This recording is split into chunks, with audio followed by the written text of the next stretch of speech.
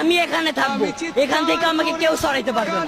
আব্বু কল দিছিল, আব্বু কল দেওয়ার পর বলতেছে যে তোর আর ফোন দেওয়া হবে না।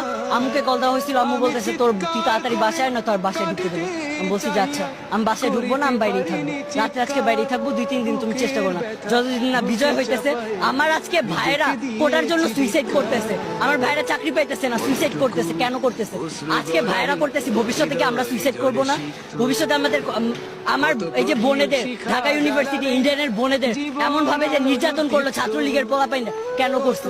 কেন করছে? ওদের কি অধিকার যে ওরা গায়ের ওপর হাত তুলবে? আজকে আসার আগে পুলিশ আমাদের ধরছে, ভিডিও আছে আমার কাছে, আব্বুর থেকে ফোনটাই নাম ভিডিওটা ভাইরাল করবো। পুলিশে আমাদের হাত ধরছে, কেন? আমাদের গায়ে হাত দেওয়ার ওদের সাহস কিসের আছে? পুরাটা বিশ্বকে জানাই দেন, এই যুদ্ধ চলবে চলবে চলবে যতদিন না আমরা জিততেছি। আমি Tanmoy Kumar model high school খিলগাঁওয়ের এবারে 10ম শ্রেণী থেকে মানে এসএসসি দিয়ে বের হইলাম, কবি নজরুলের ফার্স্ট ইয়ার স্টুডেন্ট, অ্যাডমিশন নিলাম।